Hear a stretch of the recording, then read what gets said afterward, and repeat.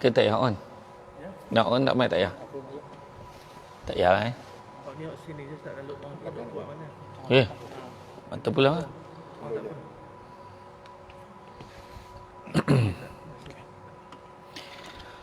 A'udzubillahi minasyaitonirrajim. Bismillahirrahmanirrahim. Assalamualaikum warahmatullahi wabarakatuh. Alhamdulillahillazi arsala rasulahu bil huda wa dinil haqqi liyuzhirahu ala dini kullihi walau karihal kafirun walau karihal musyrikun walau karihal muslimun. Subhanaka la ilma lana illa ma 'allamtana innaka antal alimul hakim.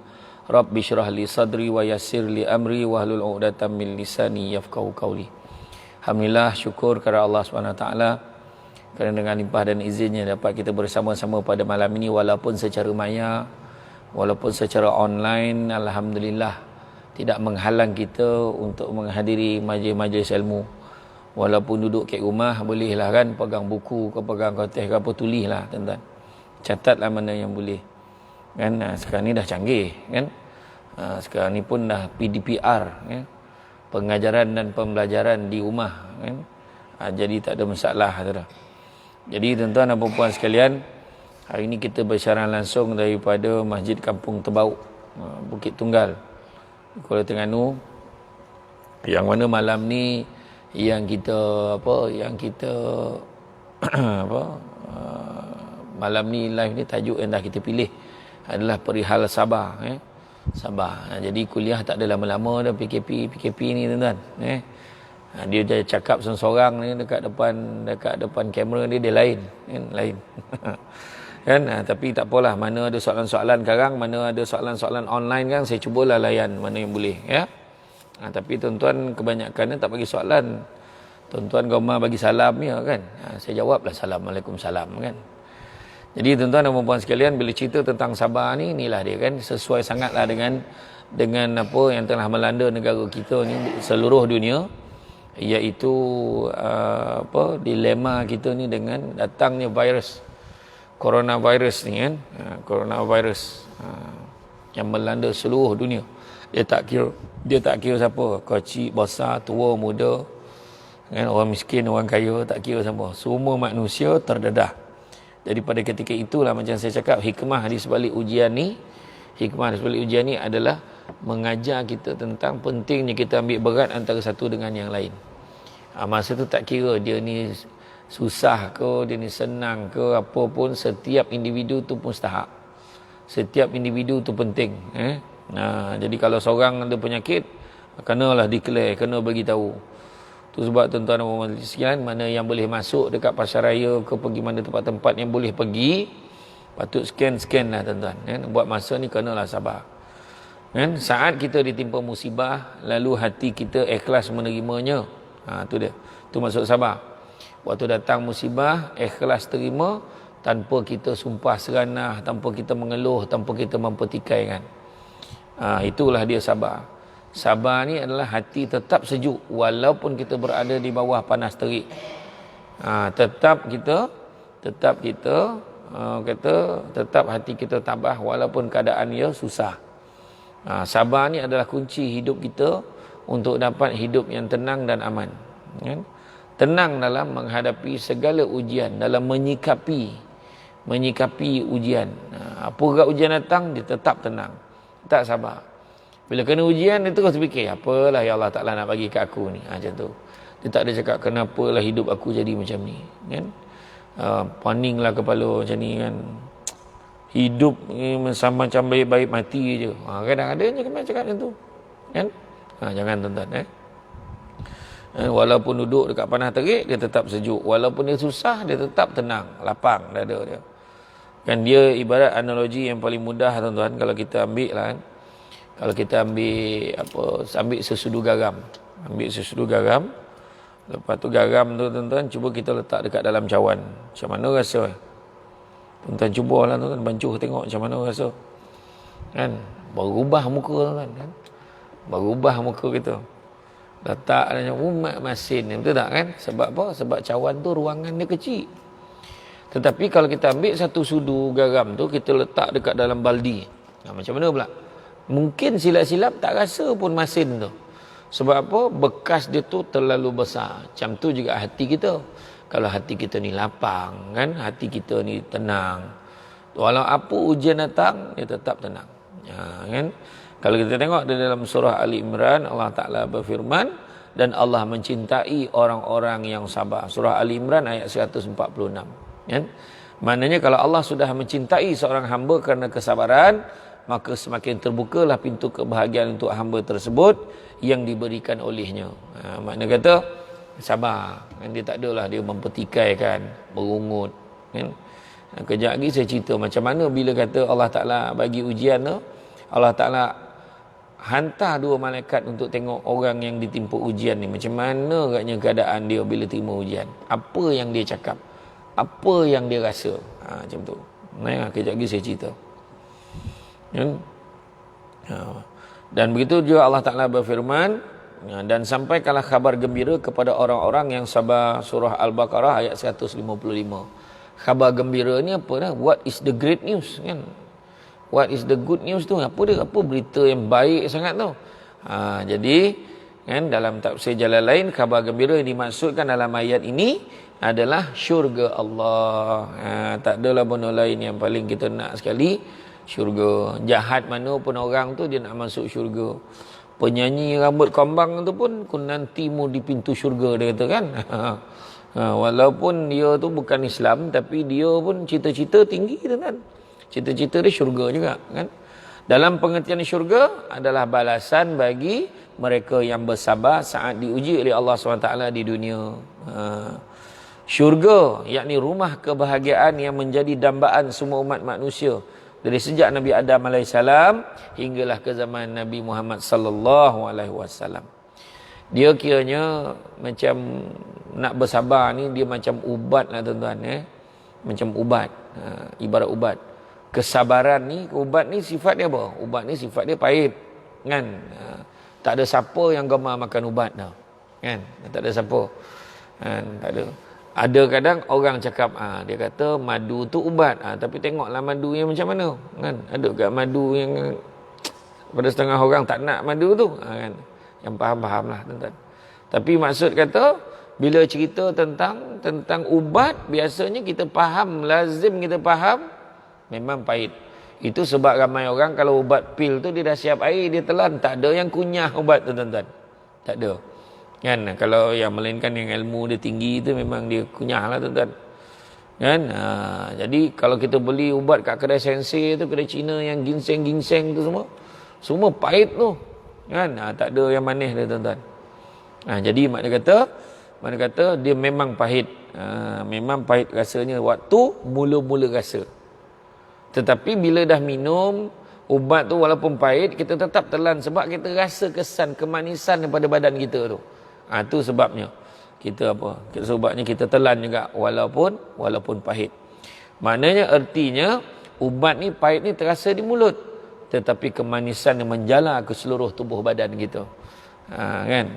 Jadi begitu juga dengan sifat sabar. Dia akan terasa pahit di awal ujian itu tiba pada kita, tetapi akan manis di akhirnya. Contohnya mak ayah kita kan, orang-orang lama yang membesarkan anak, ya Allah pahit membesarkan anak ni. Ya payah betul. Makan banyak pula tu. Anak-anak makan banyak, tak tahulah macam mana boleh hidup ke tidak anak aku ni. Tetapi lama kelamaan bila anak-anak dah besar, anak-anak dah kerja, anak-anak dah kahwin, anak-anak dah hulur duit bulan-bulan bagi kat mak ayah dia, masa tu dah mula dah rasa kemanisan bila selesai membesarkan anak. Mula-mula tu ubat, tapi kesannya susah payah yang mula-mula makan ubat dulu tu, akhirnya kesannya kemanisannya bila anak-anak dah berjaya. Tengok anak berjaya pun dah manis rasanya, belum lagi dia bagi duit, lagi manis, kan? Tapi ada juga yang ubat sampai kesudah jadi ubat, ada juga. Kan, daripada kecil bolong sampai besar menyusahkan orang tua, contoh kan. Jadi itu ada juga tuan-tuan. Tapi doa lah, minta tak adalah macam tu kan. Kan? Sungguh beruntung orang-orang yang boleh menahan gejolak jiwanya. Dalam jiwa itu yang rasa payah hati dia boleh tahan, bersabar dengan setiap takdir yang menimpa dirinya. Sabar tidak melulu berhubungan dengan ujian atau musibah. Ya. Maknanya dia tak melulu lah, maknanya dia tenang aja. Kan ada setengah orang tu dapat ujian ni paling teruk tuan-tuan kan. Ujian ni ujian susah, ujian tak ada duit, ujian sakit. Tapi ujian yang paling perit daripada sakit ke sakit satu hal. Yang paling perit adalah kehilangan orang yang kita sayang. Itu paling perit. Kebanyakan lah menurut kajian kan memang kehilangan isteri, kehilangan suami, kehilangan anak-anak. Tiba-tiba. Anak pula dia ni orang baik. Lagilah terasa pahitnya tu. Kalau memang dah setan dujana tuan-tuan, kalau dia mati tu taklah rasa sangat. Tapi ni sebab baik kan kita terasa lah kan. Terasa sangat-sangat. Tetapi sabar ini juga dikaitkan dengan 3 perkara. Menurut Imam Al-Ghazali dalam kitab Mekah Syafatul Qulub, penenang jiwa, kata Imam Al-Ghazali, dia kata sabar itu terdiri daripada beberapa bahagian, iaitu 3 bahagian. Apa dia? Yang pertamanya sabar untuk taat pada perintah Allah. Itu pertama. Kedua, sabar dalam meninggalkan larangan Allah. Dan yang ketiga, sabar di dalam menerima ujian dan musibah. Yang pertama, sabar dalam menjalani ketaatan. Maknanya sabar dengan untuk taat perintah Allah. Sebab bukan senang. Kalau orang tak sabar, dia tak semayang. Kalau orang tu tak sabar, puasa, silap-silap, orang puasa dia breakfast. Makan pagi dia. Kan? Kalau zakat pun tak bayar, tak sabar. Tak bayar, tak payahlah, sikit sangat. Alah, tak ada hal lah tu. Nanti bayar sekali. Dia main belasah dia je. Orang nak pergi umrah, nak pergi haji, lagi kena sabar. Kalau tak sabar macam mana? Takut tak sempurna ibadah yang dilaksanakan. Salat 5 waktu terus menerus setiap hari 5 waktu sehari dikerjakan tanpa ada rasa penat, tanpa mengeluh sedikit pun. Sesibuk apa pun kita tetap mengerjakannya. Maka tu sabar tu. Dia sibuk ni. Dah masuk zuhur lah. Berhenti jap salat. Lepas tu asar. Tadi solat ni salat lagi. Aduh, solat macam baru je. Contoh kan, orang tak sabar dia cakap macam tu. Walaupun dia tak sebut, tapi dalam hati dia menyebut macam tu. Kan? Sesakit apa pun. Tapi kalau dia mengeluh, apa tak apa. Kalau dia mengeluh, aduh, hai aku ni. Ya Allah, dah terlewat dah aku ni. Dia mengeluh pada diri sebab lewat tu boleh. Kan? Tapi kebanyakannya kalau mengeluh macam tu, dia tak sengaja. Kan? Sesakit apa pun penyakit yang dideritai. Sesibuk mana pun dia dalam bekerja. Selama mana akal masih berfungsi, salat tetap menjadi kewajipan. Saat bulan puasa, selama sebulan penuh bersabar menahan segala hujan lapar dan dahaga di siang hari. Dalam hal ibadah, semuanya dilakukan dengan senang hati, tanpa ada rasa penat, tanpa ada rasa pening kepala, rasa terbeban yang menghampiri. Tak ada. Jika kita mampu bersabar dalam beribadah, maka Allah akan mengurniakan kita dengan 300 darjat tingkatan pahala, yang mana setiap satu darjat itu seperti sesuatu di antara langit dan bumi luasnya. Tu. Bayangkan satu darjat langit dan bumi, dia 300 darjat. Macam mana tu? Sebab bersabar untuk taat perintah Allah. Sebab bukan senang. Kan? Ada orang bila tak boleh pergi masjid, dia tak rasa apa. Dia rasa okey, PKP elok sangat ni tak payah pergi. Orang pun tak cakap kalau aku tak pergi. Orang tak kata kalau aku tak pergi, dia kata. Tapi kalau orang yang dia memang dah biasa tekun hari-hari datang, dia rasa sayang tu, datang juga tu. Dia nak datang, boleh tak kami masuk? Kalau dekat KL tu, dia tutup pintu pagar tu. Dia tinjau-tinjau, Bilal, buka Bilal. Takkan saya seorang tak boleh? Nak juga masuk. Ada satu hamba Allah yang saya kenal ni, dia memang tak pernah tinggal semayang dekat masjid. Disebabkan dia nak pergi masjid, dia minta jawatan Bilal tu dekat imam tu. Sebab dia nak masuk semayang tu. Lepas tu mak dia punya marah, sebab dia belum kahwin lagi. Ni sahabat saya lah. Dia minta, mak dia bising, duduk rumah, mengada nak pergi juga masjid, kata. Mak dia marah sebab dia saja nak pergi. Sebab Bilal dah ada, tapi memang imam tu nak bagi dia jawatan Bilal tu. Kan? Sebab dia memang kebiasaan dia tak tinggal solat jemaah dekat masjid. Macam itulah tuan-tuan kan. Kemudian yang kedua, sabar di dalam meninggalkan larangan Allah. Hati mungkin tergoda untuk mabuk arak kat luar sana. Ini bukan kita lah. Kita memang tak akan cakap apa kan. Dia kalau dapat setitis, saya kata kawan-kawan saya yang mana yang pernah terlibat tu, dapat setitis memang nak lagi. Tu penyakit dia. Orang yang dah tinggal tu, dia tak dapat sehirup jadilah. Ada masalah tu kan. Masalah tak boleh.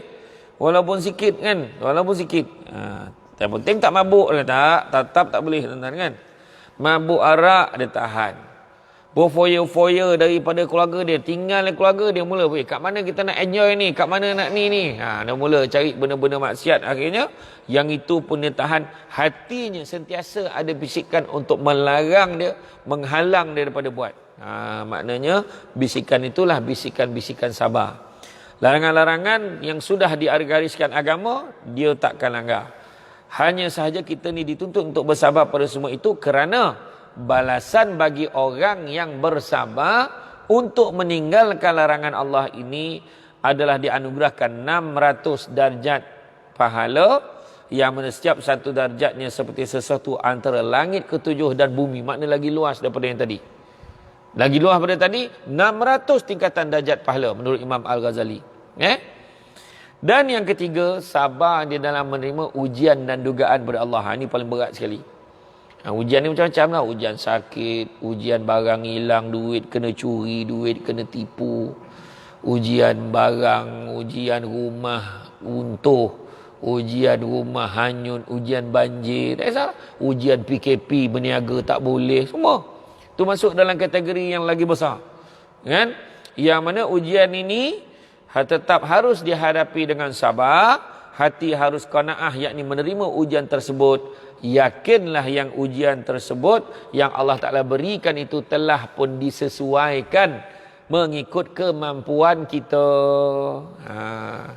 Kalau orang tu imam, sesuailah dengan ujian imam tu. Kalau dia Bilal, sesuailah dengan Bilal. Macam saya makmum, lain. Tapi ujian penceramah lain pula, kan? Ujian pengurusi masjid lain pula. Ujian ketua kampung lain. Ujian wakil rakyat lain. Semua ada level-level yang mana Allah Ta'ala dah bagi tahu, la yukallifullahu nafsan illa usaha. Allah takkan bebankan kita melainkan sesuai dengan kemampuan kita. Tu kena yakin tu, tuan-tuan. Ya. Jadi setiap hamba tingkat keimanan berbeza, maka ujian pun berbeza. Imam dengan imam tak sama. Imam besar lain, imam masjid daerah lain dengan imam kampung lain. Kan tengok pula, dia berbalik daripada Mesir, lain ujian dia. Lain. Dia pula belajar tinggi-tinggi, lain pula ujian dia. Ujian duit lain pula, ujian ni lain. Semua ada. Allah Ta'ala maha mengetahui. Kan? Ketika kita mampu mengawal dan juga mengelola segala ujian yang datang kepada kita, maka Allah Ta'ala akan menganugerahkan kepada kita 700 darjat tingkatan pahala. Tadi yang memula tadi 300 langit dan bumi. Yang keduanya yang bersabar meninggalkan larangan Allah 600 tingkatan darjat, yang mana satu darjat dia langit ke-7 sampai ke bumi, lagi besar. Kan? Yang mana 700 tingkatan darjat pahala nanti di syurga nanti, yang mana setiap darjat itu adalah luasnya antara bumi sampai ke arasy Allah, paling tinggi, tuan-tuan dan sekalian. Itu lagi besar. Itu sebabnya mana boleh ujian biasa-biasa. Kalau biasa-biasa bercakap boleh jawab 2 kali 2 4, itu tak ada cabaran lah, mesti kena ada cabaran, kan? Contoh, tiba-tiba kena duduk Terengganu tak boleh balik, contoh. Tu ujian kat tu, kan? Contoh lah, kan? Contoh. Kan? Tapi saya memang tak boleh balik sebab saya ada penggambaran dekat sini. Kita hanya buat setakat, nasib baik yang shot yang berat-berat tu kita dah buat awal-awal dah. Jadi sekarang ni tengah tengok, tunggu kontraktor, tengah rakam kontraktor, siapkan rumah, interview pun sikit-sikit aja, kan? Semua dengan surat kebenaran polis lah. Jadi Alhamdulillah di Terengganu kita habiskan. Ada juga hikmah dia. Kalau tidak tu habis di Terengganu kena pergi Selangor, kan? Rupanya Selangornya dah tak boleh. Selangor lagi lah padam, merah padam statistik dah. Sini merah je, kan? Sana merah padam, dah nak jadi hitam dah tu, kan? Jadi tak payah, kita settle kat Terengganu aja. Dekat Terengganu kita buat 2 episod, ada 1 episod istimewa di Terengganu. Apakah dia? Tunggu, tengok sendiri mulai Isnin depan jam 9 malam. My House, kita repair rumah orang-orang susah, rumah asnaf. Bila nak cerita kat tu, orang yang bercakap tu ramai tak bersabar tu. Ada satu rumah tu yang kita buat ni, adalah jiran dia tegur. Nak tanya ustaz lah, ustaz rasa dia susah ke? Tanya pula. Wah, jiran dia, kan? Tak? Sebab apa yang dia nampak macam tak? Sebab orang ni asnaf ni tak pernah merungut pun dia susah. Anak-anak pun baik. Anak-anak belajar, orang kata orang Terengganu sebab apa? Cerdik. Kan? Brilliant. Kan? Betul. Jadi dia kata tak usahlah petikai. Ramai lagi orang susah Ustaz. Betul? Dah ramai lagi kau tahu, kau pergilah tolong. Jangan cakap macam tu.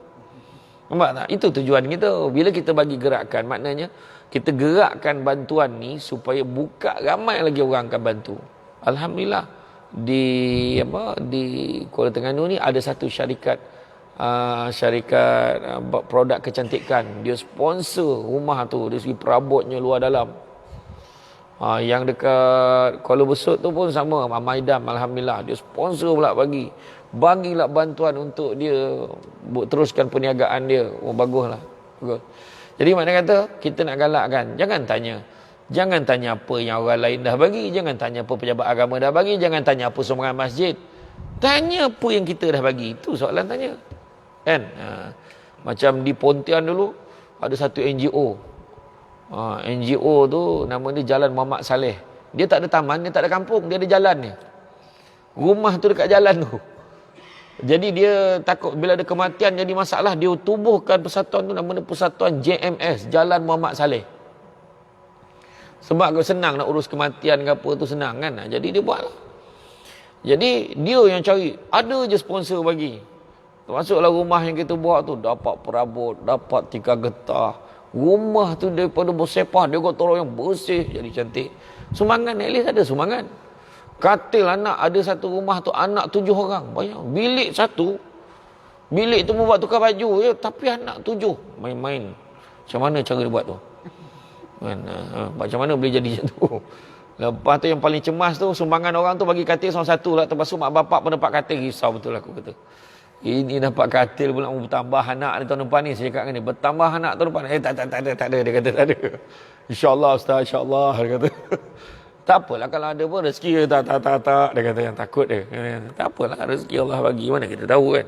Tapi memang, dia kata, kalau orang nak petikai memang sampai bila tak sudah. Kalau kata-kata bantulah. Ni baru berapa episod. Program My House tu 13 episod. 13 rumah. Dalam Malaysia ni berjuta orang susah lagi. So maknanya orang lain pun boleh. Alhamdulillah saya dengar banyak pihak lah. Banyak pihak pun bantu. Imam K, Fisabilillah, Yadim. Lepas tu ada NGO lain. Bantu. Macam tu lah yang kita nak kan. Jadi makna kata kalau ada orang ada peruntukan lebih sikit, nampak mahu tu KKK 50,000. Bagi 50,000. Grup ni boleh bagi 10,000. Bagi 10,000. Yang penting repair rumah tu. Ada orang tu jambannya pakai zinc ni dinding tu. Itu pun kalau orang tinjau memang nampak macam tu lah. Buat besarkan bilik. Marah orang tua tu. Dia kata dia nak tanah nyangkung juga. Dia tak nak tanah duduk. Sekarang ni lepas tu macam mana dia cakap, Ustaz tolonglah Ustaz pujuk sikit tuan rumah ni. Tu cabaran terus tu. Saya pun pujuk. Maaf ya nenek ya. Saya kata minta maaf sebab tandas jangkung dah habis. Saya kata tu tinggal. Saya kata macam tu. Kan? Tapi itulah dia tuan-tuan kan. Kena tu. Jadi makna kata bantulah mana yang boleh kan. Macam ni kat masjid ni. Kita bantulah. Ni malam ni siapa yang nak menyumbang dekat masjid, boleh sumbangkan. Ni masjid ni alhamdulillah. Saya buat live kat sini, tuan-tuan jangan risau. Kita ikut SOP yang mana tak boleh datang ramai. Tak boleh datang ramai. Ini adalah 3-4 orang tuan-tuan. Ya tuan-tuan. Tu tuan-tuan dengar ada bunyi batuk, ada bunyi gelak sikit tu. Ni yang ni je imam dengan yang dibenarkan saja ada dalam ni. Jadi tabung dana masjid, sebab masjid ni cantik tuan-tuan. Jadi bila cantik, dia ada aircon, dia ada kipas besar. Jadi tuan-tuan fahamlah maksud cantik tu. Cantik tu bukan sesaja cantik, dia ada harga dia tuan-tuan. Pengurusan, penyelenggaraan dan keselamatan. Kan? Jadi makna kata kalau ikutkan dia tulis kat sini 10,000 tuan-tuan, apa bondo 10,000 tuan-tuan. Tuan-tuan bagilah banyak-banyak biar sampai 50-60,000 biar dia berlebih tuan-tuan, tak ada masalah tu. Di antaranya pengurusan ni dia perincikan benda apa nak beli, laptop, PA system, digital TV, CCTV dan penyelenggaraan. Jadi sumbangan boleh disalurkan kepada akaun Bank Islam di atas nama Tuan Masjid Kampung Terbauk Bukit Tunggal. 1306-201-0027545. Jadi siapa yang nak sedekah, nak infak, nak wakaf, boleh melalui akaun tu. Jadi kepada semua jawatankuasa, tolong komen dekat dalam tu, bagi balik semula nombor akaun tu. InsyaAllah kita sahabat-sahabat ni, terutama dekat page saya tu, daripada Singapura, Brunei, semua memang dermawan-dermawan belaka. Dan dia siap sumbang tu, siap tulis. Jangan pelik tau, dekat akaun nanti perincian dia. Dia tulis RM1, doakan saya, dia kata. Dia akan tulis macam tu. Dia tak tulis tabur masjid. RM2, doakan mak saya sihat. Dia tulis tu. Dekat perincian bank tu dia tulis. InsyaAllah. Tapi kalau nampak Bank of America tu, Bulk, BULK tu Singapura tu. Tahu tu. Dia memang rajin menyumbang, insyaAllah. Kan? Kepada geng-geng saya dalam tim kuliah subuh Samsul Ubat tu, TKSSD, boleh mula bank in duit sekarang pada akaun Bank Islam Masjid Kampung Terbauk, Bukit Tunggal. InsyaAllah kita bantu masjid ni. Tuan-tuan buat saham akhirat, tuan-tuan. Kejap lagi kan saya ingatkan lagi. Ini pertengahan ni. Nyambil-nyambil tuan-tuan. Ya. Diriwayatkan Nabi SAW bersabda dengan membawa firman Allah SWT, tidak ada seorang hamba yang terkena musibah dan masih berpegang teguh kepadaku, kecuali aku akan memberikannya sebelum dia meminta. Nampaklah. Allah Ta'ala beritahu, aku akan bagi sebelum dia minta, aku dah bagi. Contoh hari ni. Berapa ramai malam tadi tak minta panjang umur, pagi tadi hidup lagi. Itu contohlah kan. Iya. Tuan-tuan tak perasan tu. Tak minta, tiba-tiba nasi dagang atas tol depan muka. Contohlah, contoh. Setakat ni belum berlaku dekat saya lagi lah, tuan-tuan. Ni cerita aja kan. Orang cakap, nasi dagang atas tol sedap lah. Nasi dagang ni sedap lah. Tapi satu pun tak sampai kat saya lagi. Saja bagi hint, tuan-tuan. Begitu juga, tuan-tuan. Begitu juga. Disebutkan, dan tidak ada seorang hamba yang kena musibah lalu ia bergantung selainku, kecuali aku menutup pintu-pintu langit. Maka jelaslah wajib bagi yang berakal sentiasa bersabar menghadapi bencana, seharusnya tidak mengadukan bencana kepada sesama manusia agar dia selamat dari seksa dunia dan akhirat, dan dilempahkan kepada para nabi dan wali. Kata Imam Junaid Al-Baghdadi, bencana merupakan penerang bagi orang yang bijak, gerakan kebangkitan bagi orang-orang yang mencari redha Allah, kebajikan bagi orang mukmin, kebinasaan bagi orang-orang yang lupa akan zat kebesaran Allah. Bukankah tak ada orang mukmin yang mampu merasakan manisnya iman kecuali dia memperolehi limpahan bencana, kemudian ia redha dan bersabar. Makna nak tahu beriman tak beriman, kena uji dulu. Macam mana nak cakap dia tu pesilat terhandal kalau dia tak berlawan dengan orang lain yang handal juga? Macam mana nak cakap dia tu bagus kalau dia tidak diuji? Mesti kena uji. Dia penyanyi yang hebat. Contoh kan, pun ada pertandingan. Sampai ke mati bertanding lagi. Kan? Penyanyi bukan daripada muda, sampai ke tua pun menyanyi lagi, tuan-tuan. Bertanding. Heran betul. Kalau ada orang kampung sini masuk pertandingan, escort dia dengan van jenazah. Habis dah saudara sikit, tuan-tuan. Macam itulah. Payah warna, tuan-tuan kan? Macam tu je. Buat pertandingan masakan, tentulah yang hebat-hebat masak masuk dalam tu. Dah menang pertandingan, barulah dia boleh isytiharkan dia paling pandai masak. Dia paling sedap masakan dia, kan? Macam tu. Ini sendiri pukul canang. Aku paling hebat sekali masak kat kampung ni. Rupanya memang betul. Orang kampung tu ada 3 rumah je. Tu yang dia paling pandai tu, tuan. Lagi 2 tu bujang, tak boleh lah. Contoh lah. Jadi sabda Nabi SAW lagi, barang siapa yang sakit semalam serta sabar dan redha kepada Allah SWT, maka dosa-dosanya bersih laksana baru dilahirkan oleh ibunya. Maknanya Allah ampunkan pula dosa kita. Ketika kalian sakit, janganlah segera mengharap sembuh. Kata ulama terdahulu, barang siapa yang tidak terkena musibah atau kesusahan selama 40 hari berturut-turut, maka bersaksilah menurut Allah dia tidak memperoleh kebajikan. Dalam arti kata lain, dia jauh pada rahmat Allah. Maknanya memang akan kena uji, betul tak? Ada ujian dia. Baru nak start motor, hujan pula nak pergi masjid. Ujian tu. Tapi dia tahu, ni rahmat Allah ni, tak pozap, redah, datang, kuyup lah. Kan? Datang. Baju hujan ada, apa susah kan? Baru sampai depan dah kena roblok. Alamak, roblok pula. Helmet tak pakai pula tu. Makin tinggi serban tu dililit kan? Tengok lesen, mati pula lesen. La ilaha illallah. Baru timpo-timpo. Dah lah lesen mati. Buka pula, angkat tempat seat motor tu. Rotek pun mati. Lesen mati, rotek mati. Hoi, bertimpa-timpa betul. Tapi dia tenang. Tak apalah, sabar. Rupa-rupanya baru nak tulis saman. Nanti dulu. Rupanya ada pula orang kampung, polis orang. Tak apalah, kita bagi amaran lah kali ni. Lain kali je jangan apa. Okay, baik-baik, saya minta maaf. Kan, macam tu. Macam tu lah. Kalau kau nak saman pun, relax. Kata tak apa. Tak ada hal. Apa nak buat kan? Kalau kau nak saman. Nak marah tak boleh tuan-tuan. Timur lah. Kan? Melalui Muaz bin Jabal radhiyallahu anhu, Rasulullah SAW bersabda, ketika seorang hamba mukmin memperolehi bencana, maka dia berfirman kepada malaikat di sebelah kirinya, ambilkan alat tulis untuknya. Kemudian dia berfirman kepada malaikat sebelah kanannya, tuliskan untuk hamba-Ku ini satu kebajikan yang dia lakukan. Dalam hadis Nabi Muhammad SAW, bila mana ada hamba Allah sakit, dia mengutus 2 malaikat untuk pergi tengok. Kan? Pergi kau tengok apa yang dia cakap bila dia diuji ni. Tengok dia cakap apa. Dan berfirman, lihatlah apa yang diucapkan oleh hamba-Ku. Malaikat itu berkata, dia mengucapkan Alhamdulillah, dan ucapan itu dilaporkan kepada Allah. Contohlah, kan? Pergi tengok Samsul debat tu kata apa. Dia demam tu, pergi tengok. Hantar 2 malaikat. Bukan Allah Ta'ala tak tahu. Allah Maha mengetahui saja bagi kerja kat malaikat. Bila malaikat pergi tengok, contohlah Samsul debat. Alhamdulillah. Agaknya Allah saja bagi aku demam ni, biar aku boleh rehat ni. Supaya tak adalah ceramah hari-hari. Contoh itulah. Kat tu. Lepas tu sampai Allah. Ya Allah, Samsul tu dia kata disyukur. Mungkin dia percaya yang kau bagi dia sakit tu supaya dia boleh rehat. Maka Allah Ta'ala beritahu apa? Allah Ta'ala sebut, seandainya aku matikan hamba-Ku ini, nescaya akan kumasukkan dia ke dalam syurga, dan kalaulah dia hidup, aku akan sembuhkannya dan aku gantikan daging dan darahnya dengan daging dan darah yang lebih baik. Ada yang cakap dalam hadis yang lain sebut daging dan darah yang baru. Kan? Serta aku meleburkan semua kejahatannya, maknanya ampunkan dosa-dosa dia.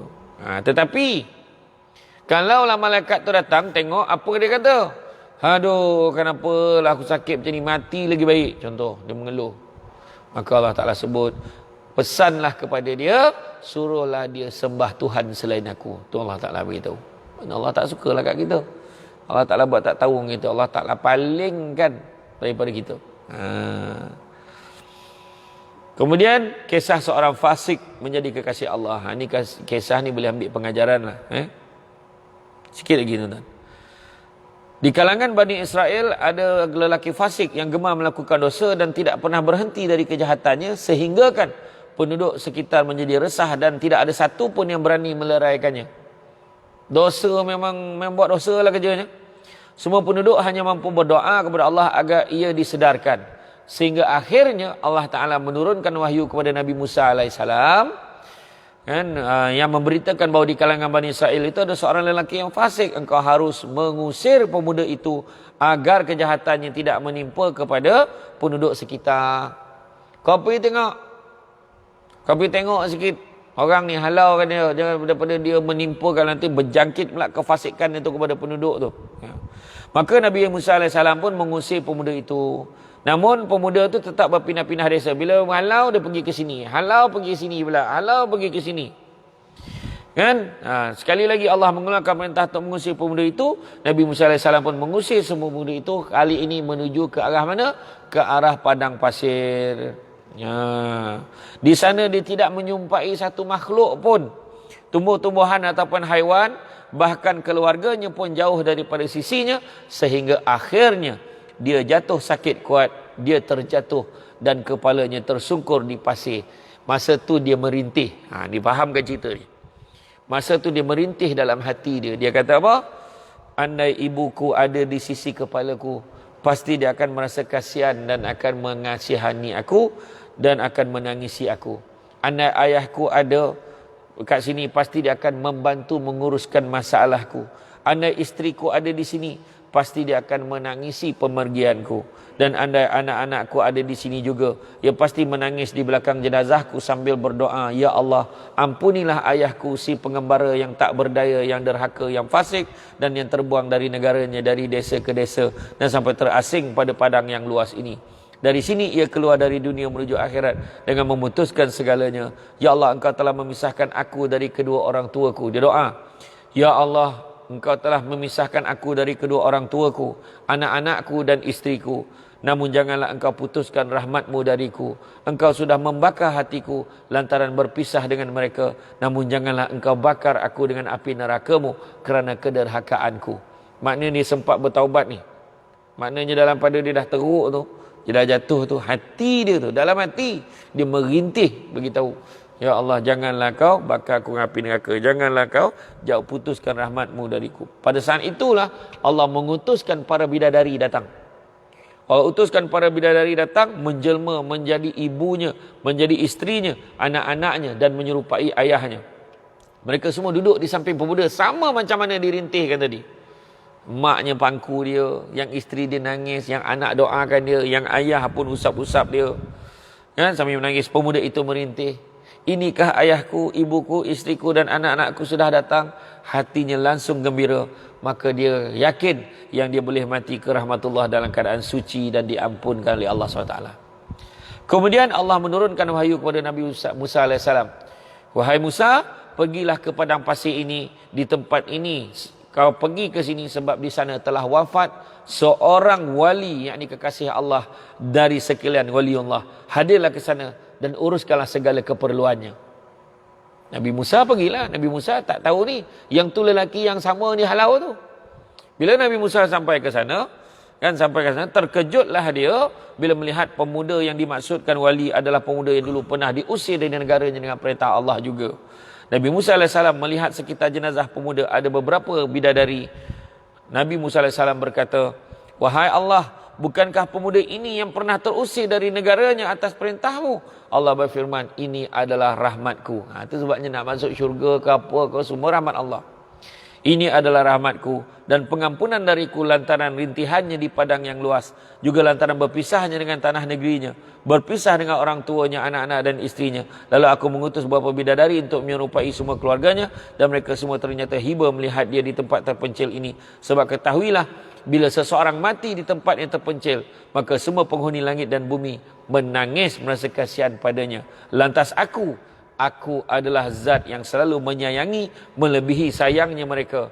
Apakah tidak seharusnya aku mengasihani dia dan mengasihi dia, kan? Jadi itulah dia, tuan-tuan dan puan-puan. Jadi maknanya dengan kita minta ampun, kan, dengan yang kita bertaubat kepada Allah, kan, dan dia tu melambangkan dia masih ingat Allah tu. Dia ingat kepada Allah. Bila manusia macam itulah, kebanyakan ni bila dah susah memang ingat Allah lah. Sakit Allah walaupun dia terlupa yang disebut tu Allah tu, tapi dia mengeluh tu, Allah kan. Jadi itulah dia, tuan-tuan sekalian. Yang penting ni kita belajarlah bersabar, kerana ganjaran untuk sabar ini sangat besar sekali Allah Ta'ala kurniakan kepada kita. Innallaha ma'ana, sesungguhnya Allah sentiasa bersama kita. Innallaha ma'as sabirin, sesungguhnya Allah sentiasa bersama dengan orang-orang yang sabar. Jadi tuan-tuan dan puan-puan sekalian, sekali lagi saya nak maklumkan kepada semua yang sedang mengikuti kuliah ini secara live, bolehlah menyumbangkan sumbangan kepada tabung dana Masjid Kampung Tebauk Bukit Tunggal, Kuala Terengganu Darul Iman, bagi tujuan pengurusan penyelenggaraan dan keselamatan. Perinciannya kalau boleh nak cari dalam, taklah banyak sangat, dalam 10,000 je tuan-tuan. Kacik punya hal lah tuan-tuan. Kalau malam ni bank in kan 10,000, kita tutup tarikh tuan-tuan. Tarikh bagi 10,000 kan. Kalau ada yang bagi lebih, kita pandai lah buat benda lain, insya-Allah. Kalau dapat tuan-tuan bagi, kalau tuan-tuan bagi sampai 15,000, bolehlah beli laptop yang handal sikit kan. Ini 2,000 ni kira command tuan-tuan kan. Ni kita cari yang handal sikit tuan-tuan. Yang laptop, PA system, sekarang ni dah okey kan. Insya-Allah. Begitu juga digital TV, CCTV, penyelenggaraan tuan-tuan. Jadi mudah-mudahan, sebab apa tuan-tuan kena ingat, bila masjid ditutup sebab PKP, maka tabungan pun akan terhimpit tuan-tuan. Semua masjid surau mengalami masalah yang sama. Jadi malam ni dah ada ruang dan peluang, tuan-tuan bolehlah infakkan ke akaun Bank Islam 130620100274545, insya-Allah. Tuan-tuan dan puan-puan sekalian, kalau ikutkan hari ini kita syak berapa? Ya? 29. Oh, sempat lagi lah. Sekejap saya tengok. Banyak sangat dalam 10,000 je tuan-tuan. Tu keluar lah. Sekejap. Tengok malam ni berapa apa soalan, ada tak soalan keluar? Ramai juga dekat 1000 orang tengok live ni. Terima kasih banyaklah. Ada tak soalan-soalan? Tengoklah bagi salam yang banyak soalan tak ada ni. Husband saya walaupun umur dah 84 tahun, memang dari bujang dah solat berjemaah masjid tak gagal. Dapat pergi masjid dah macam kucing hilang anak. Bila tak dapat pergi, nampak? Macam tu baguslah tu. Ada contoh ni. Ada tak soalan-soalan? Nombor akaun dah masuk dah dalam ni? Belum masuk lagi Masuk dah Masuk dah, okey. Macam mana nak sabar dengan dugaan datang dengan serentak? Mohon beri cara penyelesaian menurut Islam. Yang datang serentak ni kena hadap lah tuan-tuan. Susunlah satu-satu. Tak baik jadual dia Isnin macam mana, Selasa macam mana kan. Tapi mana dia datang serentak, memang hadap. Dengan kesabaran. Sabar dengan apa yang datang. Selesaikan satu-satu, insyaAllah. Boleh tuan-tuan. Masalah tu. Kan? Banyak yang meluahkan dalam ni. Tengok orang banyak ibu tunggal ni. Ibu tunggal ni meluahkan banyak balun suami, nampak ni kan. Tak apalah tuan, sabar tuan. Minta maaf. Itulah hari ni pun ada orang maklumkan tentang Datuk Jamali Syadat ni kan. Dia sihat. Dia ni agak uzur, tapi tolonglah jangan bawa cerita-cerita yang bukan-bukan tuan-tuan. Doakan baik-baik aja. Kalau tengok tak ada soalan ni, maknanya kita anggap dah tak ada lah tuan-tuan. Jadi insyaAllah, jadi pada siapa yang nak menyumbang, boleh sumbangkan kepada tabung Masjid Kampung Terbauk Bukit Tunggal, insyaAllah. Jadi itu saja daripada saya tuan-tuan dan sekalian. InsyaAllah kita jumpa lagi di lain kesempatan. Terima kasih banyak kepada Jawatankuasa Masjid yang sudi mengundang saya untuk buat live online walaupun tak ada orang sangat hari ini. InsyaAllah kita akan teruskan buat kerja-kerja dakwah ni tuan-tuan dan sekalian. Sungguhnya baik itu datang dari Allah SWT. Mana yang kurang itu berpunca dari kelemahan saya sebagai manusia biasa. Pokok sekayu daun selasih. Thank you, terima kasih. Assalamualaikum warahmatullahi wabarakatuh.